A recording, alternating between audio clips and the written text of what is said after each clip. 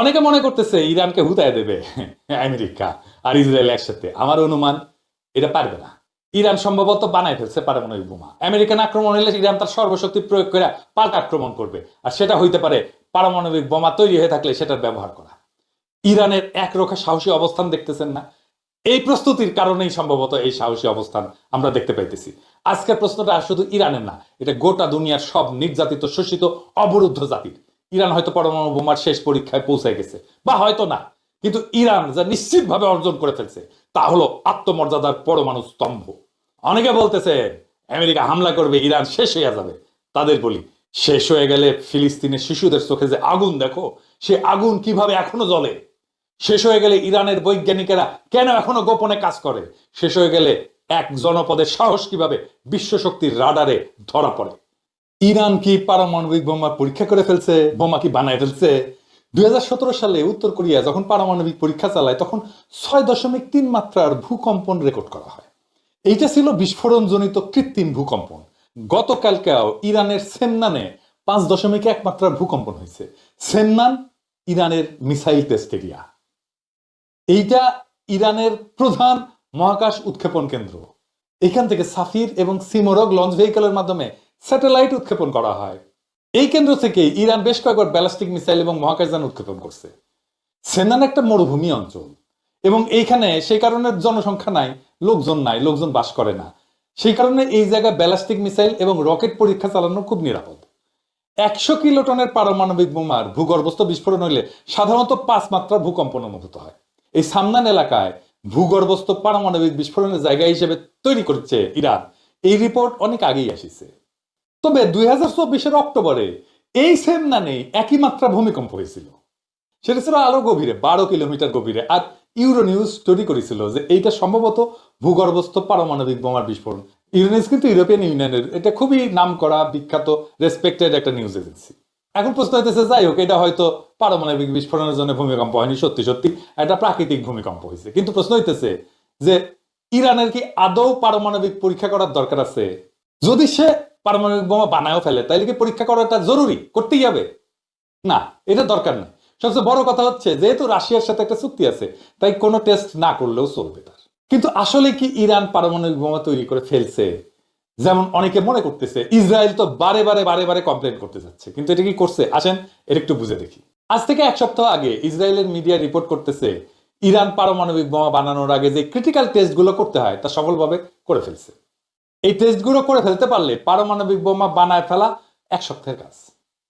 শুধু ইসরায়েল না, বিবিসিও রিপোর্ট করছিল মাত্র 3 দিন আগে যে মাসখানেক লাগতে পারে ইরাকের একটা পারমাণবিক বোমা তৈরি করতে।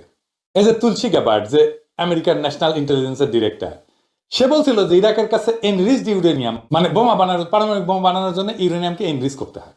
এইটা স্টক ইরানে মজুদ এত আছে যে পারমাণবিক শক্তিধর দেশের কাছেই শুধু সেই পরিমাণে থাকে। আইএইএ 1 দশক ব্যাপী একটা অনুসন্ধানের পর একটা তদন্ত রিপোর্টে বলছিল যে ইরান 1980 থেকে 2003 সাল পর্যন্ত এমন কিছু কাজকর্ম করছে তার পারমাণবিক কর্মসূচিতে প্রমাণ পাইছে যা পারমাণবিক বোমা বানাইতেই শুধু করা হয়। 1 বছর আগে, প্রায় 11 মাস থেকে 1 বছর আগে, ব্লিংকেন বলছিল যে ইরান 1 থেকে 2 সপ্তাহের মধ্যে পারমাণবিক বোমা বানাইতে পারবে। For a nuclear weapon is now probably 1 or 2 weeks away from doing that. Now, they haven't developed a weapon itself. 1 or 2 weeks. 1 or 2 weeks is probably what the realistic breakout time is. তার মানে ইরানের পারমাণবিক বোমা বানাইতে পারার সক্ষমতার বিষয়টা এটা দীর্ঘদিন থেকে আলাপের মধ্যে আছে, এবং এই আলাপটা এরকম যে তার 1 সপ্তাহ থেকে 1 মাসের মধ্যে সে বানাই ফেলতে পারে। সেটা আজকের আলাপ না, অনেকদিন আগে থেকে আলাপটা চলতেছে। শুধু বিবিসি না, সিএনএন একই রিপোর্ট করছে। 2023 সালে আন্তর্জাতিক পরমাণু সংস্থা, এটা যেটা বললাম আইএইএ, হঠাৎ করে জানাই দিল যে ইরানের পরমাণু স্থাপনায় 83.7% মাত্রার সমৃদ্ধ ইউরেনিয়ামের চিহ্ন পাওয়া গেছে। ওরা দেখছে। শুনতে নিরীহ লাগলেও এটাই সেই মাত্রা যেটাকে একেবারে বোমার দোরগোড়ায় পৌঁছে যাওয়া বলা হয়। আর ওইদিকে 60% মাত্রা সমৃদ্ধ ইউরেনিয়ামের মজুদ তখন ছিল 128.3 কিলোগ্রাম। প্রচুর। ইতিহাসে প্রথমবার এই পরিমাণ। এখানে শেষ না, পরের বছর আমেরিকা সরাসরি বলেই দিল যে ইরানের ব্রেকআউট টাইম, মানে বোমা বানানোর জন্য যতটুকু সময় লাগে, সেটা কমে এখন মাত্র 1 থেকে 2 সপ্তাহ হয়েছে। 1 থেকে 2 সপ্তাহ ভাই, যেন বাজার থেকে সবজি কিনে না ঝোল রাতার সময়। আইএইএ এর একটা সদ্য রিপোর্ট বলছে যে 60% মাত্রার সমৃদ্ধ ইউরেনিয়াম এখন ইরানের কাছে আছে প্রায় 408 কিলোগ্রাম। হিসাব করে বলছে যদি এইটুকু ইউরেনিয়াম আরেকটু ঠেলে আরেকটু সমৃদ্ধ করে ফেলা যায়, তাহলে এটা দিয়ে ইরান চাইলে একেবারে 9 থেকে 10টা বোমা বানায় ফেলতে পারে। মানে পুরা মধ্যপ্রাচ্যের রাজনীতির ঘড়িতে এখন একটা টাইমার সেট করা হয়েছে, ঘড়ির কাঁটা এখন টিক টিক করতেছে। তখন তেহরান ধীরে ধীরে বলতেছে বুম বুম বুম। কিন্তু এর মধ্যে একটা নিউজ আসছে যে ইরান একটা ইমপ্লোশন টেস্ট করে ফেলছে। কি সেটা? এটা একটু বুঝে দেখি। পরমাণু বোমার কার্যকারিতা যাচাইয়ের জন্য এটা একটা গুরুত্বপূর্ণ ধাপ। এর মাধ্যমে দেখা হয় বিস্ফোরকগুলো সঠিকভাবে একসাথে ফাটতেছে কিনা। অনেকগুলো বোমা একসাথে ফাটতে হয়, ফাটার পরে মাঝখানের কোর যেটা কেন্দ্র, ওই জায়গায় চাপ পড়ে, তারপরে পারমাণবিক বিস্ফোরণ শুরু হয়। এই সবগুলো একসাথে ফাটতেছে কিনা এই টেস্টটা করাটা খুব ক্রিটিক্যাল কথা। এই টেস্টটা করা খুবই গুরুত্বপূর্ণ। অনেক সময় এটা সাব ক্রিটিক্যাল টেস্ট হিসেবে করা হয়, মানে এমন ভাবে করা হয় যেন চূড়ান্ত নিউক্লিয়ার বিস্ফোরণ না ঘটে, কিন্তু সংকোচনের সফলতা যাচাই করা হয়। এটা মানে এটা কি বুঝে দিক, বিস্ফোরণ হলে ছুটে যায় চারিদিকে, তাই না? এটা হচ্ছে এক্সপ্লোশন। আর ইমপ্লোশন মানে হচ্ছে বাইরে থেকে ভিতর দিকে ঢুকে আসে। এইভাবেই আসলে পারমাণবিক বোমা ফাটে। প্রথমে বাইরে থেকে একটা বিস্ফোরণ হয় যেটা ভিতর দিকে আসে, আর ভিতরে করে থাকে পারমাণবিক বোমা, সেটাকে ফাটায় দেয়। প্লুটোনিয়াম ভিত্তিক যে বোমা, এইটার জন্য এই ইমপ্লোশন টেস্টটা গুরুত্বপূর্ণ। এই ইমপ্লোশন টেস্টটা করে ফেলছে ইরান। হিরোশিমায় যে বোমাটা পড়ছিল ওইটা প্লুটোনিয়াম বোমা ছিল না, কিন্তু নাগাসাকিতে এটা প্লুটোনিয়াম বোমা ছিল। এই টেস্টটা গোপনেই করে দেশগুলা, কারণ পূর্ণমাত্রা পরমাণু বিস্ফোরণ আন্তর্জাতিক নজরদারিতে পড়ে। ইমপ্লোশন টেস্ট করতে পারলে বোঝা যায় একটা দেশ পরমাণু বোমা বানানোর চূড়ান্ত ধাপের কাছাকাছি চলে আসছে, এমনকি বোমা ফাটানো ছাড়াই। আর এই ইমপ্লোশন টেস্ট হইতেছে পরমাণু বোমার মেকানিজমের হৃৎপিণ্ডে ঢোকার শেষ রিহার্সেল। এটা যেন সেই মুহূর্ত যখন শেষবার একজন অস্ত্রের ট্রিগার চেক করে নেয়। ইরান, উত্তর কোরিয়া বা অন্য কোনো রাষ্ট্র যদি এটা সফলভাবে করে, তাহলে ধরে নিতে হবে ঘড়ির কাঁটা এখন আর ঘোরে না, এখন বাজে। ইরানে ইসরায়েল আক্রমণ করলে সে তার পারমাণবিক বোমা বানানোর কর্মসূচিকে ত্বরান্বিত করবে, এটা অনুমান করছিল সকলেই। সম্ভবত ইরান এই কাজটা করে ফেলছে। তাই এখন ট্রাম্পও বলতেছে আমাদের গোয়েন্দারা যে রিপোর্ট দিচ্ছে ইরান পারমাণবিক বোমা বানাইতেছে না, এটা ভুল। ট্রাম্প কইছে যে 2 সপ্তাহ টাইম চাই, তারপরে সিদ্ধান্ত নিব ইরানে অ্যাটাক করবো কিনা।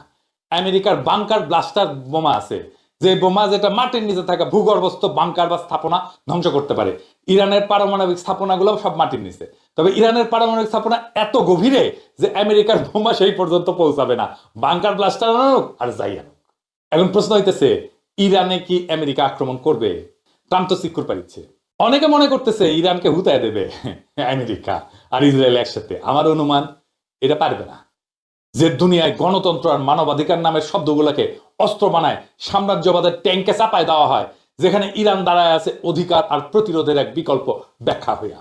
এই প্রতিরোধ শুধু ইসরায়েলের বিরুদ্ধে না, এই প্রতিরোধ সেই সাম্রাজ্যবাদের বিরুদ্ধে যেটা জাতিসংঘকে নিজের ঘরের চাকর বানায় রাখে, আর IAEA এর রিপোর্টটাকে নিজের মিসাইলের সময়সূচি হিসেবে ব্যবহার করে। ইরান যদি সত্যি সত্যি পারমাণবিক বোমা বানায় থাকে, তাইলে সেটা গোটা দুনিয়াকে ধ্বংস করার জন্য না, বরং নিজেদের ধ্বংস হওয়া থেকে বাঁচানোর জন্য। এটা ধ্বংসের প্রতিশোধ না, অস্তিত্বের প্রতিরক্ষা। ইরান এখন আর শুধু একটা রাষ্ট্র না, ইরান এখন এক আইডিয়া, ইরান এখন এক চেতনা, এক সাহসের, আত্মমর্যাদার, দাঁতে দাঁত চেপে সহ্য করার, আবার দাঁড়ায় যাওয়ার চেতনা। একটা জাতির না, একটা সময়, একটা যুগের প্রতিনিধিত্ব করে এখন ইরান। কেউ যদি পতনের শেষ প্রান্তে দাঁড়ায় থেকে চোখে আগুন ঝরাইতে পারে, তাহলে পুরা দুনিয়ার রাজনীতির মানচিত্র বদলে দিতে পারে সে। মাথা উঁচু করে দাঁড়ায় থাকো ইরান। তোমার এই দাঁড়ায় থাকা এক একটা পারমাণবিক বোমার চাইতেও শক্তিশালী। তোমার পতন না, তোমার প্রতিরোধী হবে ইতিহাস। আর সেই ইতিহাস লেখা থাকবে একটা জাতি যখন আত্মমর্যাদাকে জড়ায় ধরে, তখন দুনিয়ার সব মিসাইলও তার কণ্ঠ রোধ করতে পারে না। ইরানের লড়াইয়ে পরাজয় না, আছে শুধু প্রেরণা। তুমি আঘাত খেয়ে আবার উঠে দাঁড়াবে, কারণ তুমি ইরান, সাহস যার আর এক নাম।